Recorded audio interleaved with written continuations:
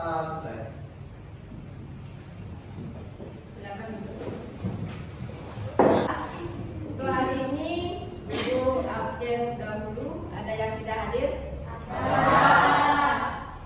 Siapa? Dani kenapa? Izin. Lagi? Elsa kenapa? Izin juga. Lagi satu? Anika. Kenapa Anika? Izin. Ada lagi? 3 orang berarti ya. Di bidang klasikal hari ini yaitu tujuan umumnya melalui diskusi kelompok. Nanti Ibu harapkan kalian mampu membangun konsep diri yang baik. Dan selanjutnya ada tujuan khususnya.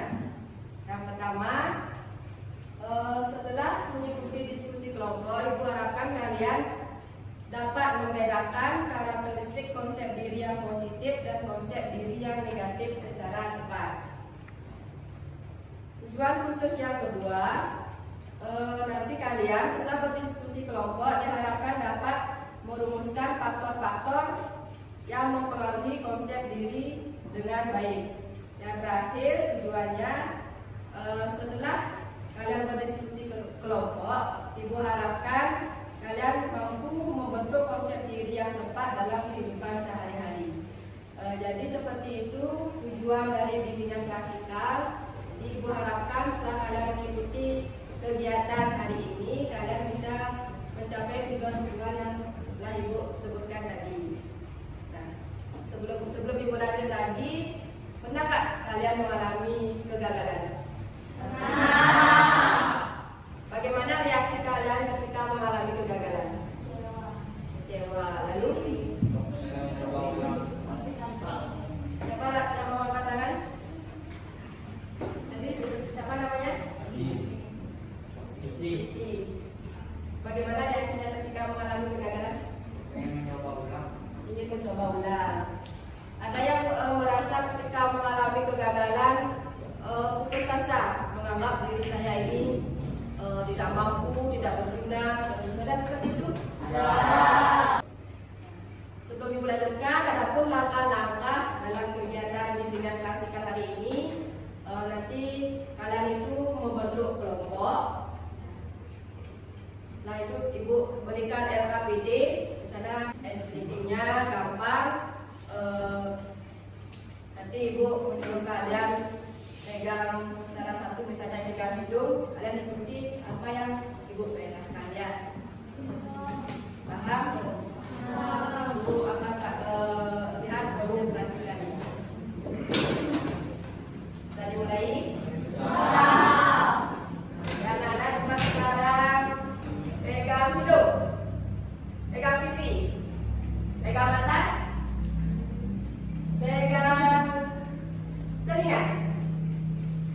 Ternyata anak-anak semua konsentrasi ya. Ini yang kalian cari dalam kelompok ya. Silakan sekarang anak-anak membentuk kelompok. Hanya sesuai tempat duduk aja ya. Gampang ya. Silakan bisa bangkunya dijadikan satu, duduknya berhadapan-hadapan. Biar gampang berdiskusi ya.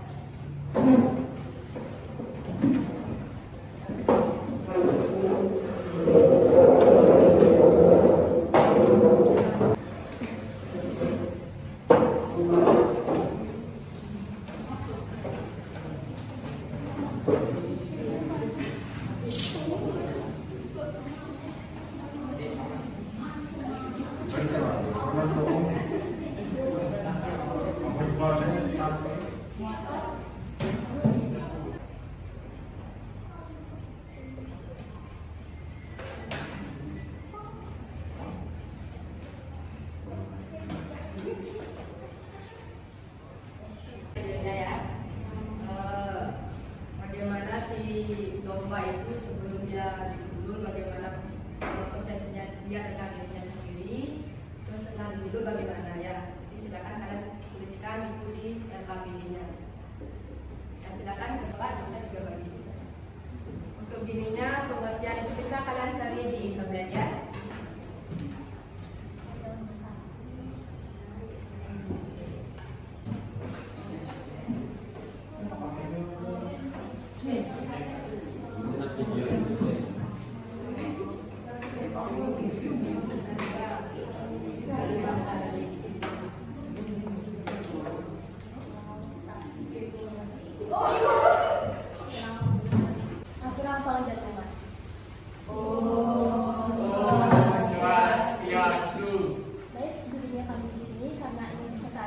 tentang hasil diskusi kami tadi, yaitu tentang konsep diri. Sebelum kami presentasi, izinkan kami untuk memperkenalkan diri. Perkenalkan, nama saya Dayani. Kenalkan, nama saya Mari Sarjuspa Antari. Perkenalkan, nama saya Marina Nadi. Perkenalkan, nama saya Nilai. Baik, langsung saja ke pertanyaan dan jawaban yang akan diberikan.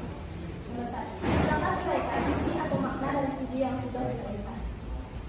Seekor domba yang percaya diri dengan dirinya sendiri memiliki bulu putih dan bersih. Namun, seketika manusia datang dan mencukur bulunya. Itu yang membuat domba tersebut tidak merasa percaya diri lagi. Kemudian, seekor kelinci datang untuk menasihati domba yang merasa tidak percaya diri karena bulunya dicukur dan hewan lainnya mentertawakan si domba. Berkat nasihat si kelinci, domba kembali percaya diri meskipun tidak punya bulu lagi. Pertanyaan nomor 2. Silakan cari pengertian konsep diri menurut para ahli. Kemudian analisis dan simpulkan pengertian konsep diri tersebut sesuai pemahaman Anda. Menurut Hendra Sivia mengatakan bahwa konsep diri adalah gambaran cara pandang, keyakinan, pemikiran, perasaan terhadap apa yang dimiliki oleh tentang dirinya sendiri yang meliputi kemampuan, karakter diri, sikap, perasaan, kebutuhan, tujuan hidup, dan penampilan diri. Menurut Burns, konsep diri adalah hubungan antara sikap dan keyakinan tentang diri kita sendiri. Jadi, dapat kami simpulkan bahwa konsep diri adalah gagasan tentang diri sendiri yang mencakup keyakinan, pandangan, sikap, dan penilaian seseorang terhadap dirinya sendiri. Untuk pertanyaan selanjutnya, saya berikan kepada teman saya. Baik, di sini saya akan menjawab nomor 3. Sebutkan dan jelaskan aspek-aspek konsep diri. Di sini saya menemukan 4 aspek. Yang pertama, aspek fisiologi. Aspek fisiologi dalam diri berkaitan dengan unsur-unsur fiksi seperti warna kulit, bentuk, berat atau tinggi badan, maupun raut muka. Yang kedua, aspek psikologis. Aspek psikologis meliputi 3 hal, yaitu kognisi atau kecerdasan, minat dan bakat, kreativitas, kemampuan konsentrasi. Yang kedua, afeksi atau ketahanan, ketekunan, dan ketelitian bekerja. Yang ketiga, konasi atau kecepatan dan ketelitian kerja. Yang aspek ketiga ada aspek psikososiologis, yaitu pemahaman individu yang masih memiliki hubungan dengan lingkungan sosialnya. Yang keempat ada aspek psikoetika, yaitu suatu kemampuan memahami dan melakukan perbuatan berdasarkan nilai-nilai etika dan moralitas. Selanjutnya kami jawab soal nomor 4. Sebutkan dan jelaskan karakteristik konsep diri. Secara umum, seorang individu dalam melakukan penilaian atas dirinya sendiri terdapat 2 kemungkinan. Ada yang menilai dirinya positif dan ada pula yang menilai dirinya negatif. Karakteristik positif. Karakteristik positif sebagai pandangan seorang individu memiliki konsep positif pada dirinya yang memudahkannya dalam beradaptasi dengan beberapa atau banyak keadaan. Karakteristik negatif. Karakteristik negatif biasanya terjadi pada individu yang tidak banyak tahu informasi akan dirinya sendiri dan tak melihat dirinya secara utuh. Baik, saya akan menjawab soal nomor 5. Sebutkan faktor-faktor yang mempengaruhi konsep diri. Faktor-faktor yang mempengaruhi konsep diri yaitu 1. Kegagalan. Sadar atau tak sadar, kegagalan yang terjadi pada diri individu secara terus-menerus akan memberikan pertanyaan besar kepada potensi atau kemampuan dirinya sendiri, sehingga berujung pada persepsi bahwa dirinya lemah dan terdapat diandalkan. 2. Overthinking. Seorang individu yang terlalu sering overthinking sangatlah tidak baik. Kelompok lain perhatikan dulu. Hal itu karena dapat mengarahkan pikiran buruk terhadap nilai dirinya sendiri hingga terciptalah konsep yang negatif. Individu tersebut cenderung terus-menerus memikirkan kegagalan yang dialaminya tanpa ada keinginan untuk mencari solusinya. 3. Depresi adalah kondisi di mana menganggap bahwa dirinya tidak memiliki potensi lagi untuk melawan kegagalan. Jadi apa yang kalian sudah jelaskan sebenarnya sudah benar ya. Mari menekankan sedikit bahwa konsep diri itu adalah keseluruhan pandangan seseorang tentang dirinya sendiri. Bagaimana seseorang itu melihat, menilai, dan menyikapi dirinya sendiri ya. Jadi jika kita memiliki kekurangan, bagaimana kita menganggap diri kita itu apa? Kita hanya melihat kekurangan kita aja, apa? Kita juga melihat kelebihan dari kita. Kalau kita hanya melihat kekurangan saja tanpa memikirkan kelebihan dari kita, jadi kita akan menjadi lebih pesimis ya. Kalau kita hanya melihat kekurangan saja, itu. Jadi konsep diri ini sangat mempengaruhi karakter seseorang. Jika dia memiliki konsep diri yang baik, pasti dia akan lebih percaya diri, lebih optimis. Jadi kayak seperti pertanyaan tadi, jika ada seseorang yang menilai dirinya lebih jelek dari orang lain. Baik, di sini saya akan membacakan kesimpulan dari konsep diri. Konsep diri adalah bagaimana seseorang memandang dirinya, baik dari segi fisik, kepribadiannya maupun kelebihannya dan kekurangan yang dimiliki. Kesadaran dan pemahaman akan dirinya mencerminkan prinsip hidup dan kehidupannya. Seseorang yang memiliki konsep diri yang positif senantiasa memandang dirinya memiliki kemampuan dan menyadari bahwa setiap orang memiliki berbagai perasaan, keinginan, dan kemampuan yang tidak seluruhnya dapat diterima oleh masyarakat.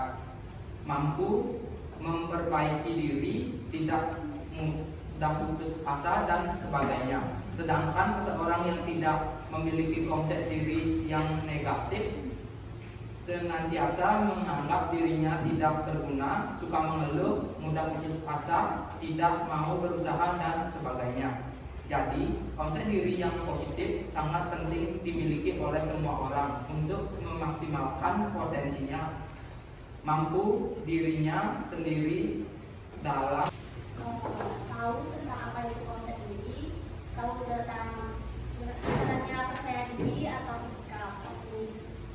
Dan tentunya lebih penting dalam diskusi tadi ada program-program juga dari kita bisa menyelesaikan masalah tersebut dengan saya diri mengemukakan pendapat kita sendiri walaupun saat. Sebelum Ibu akhiri, Ibu akan mengadakan evaluasi hasil. Ini tujuannya biar Ibu tahu seberapa paham sih kalian tentang materi yang Ibu jelaskan. Evaluasi hasil ini dalam bentuk kuesioner ya. Ada 15 pernyataan. Jadi kalian jawab sesuai dengan keadaan kalian. Ini tidak akan mempengaruhi nilai.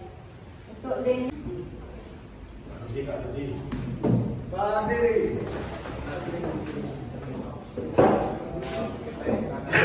Kita awali dengan berdoa. Sekarang kita duduk juga dengan berdoa.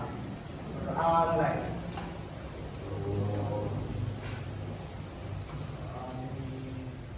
Berdoa selesai.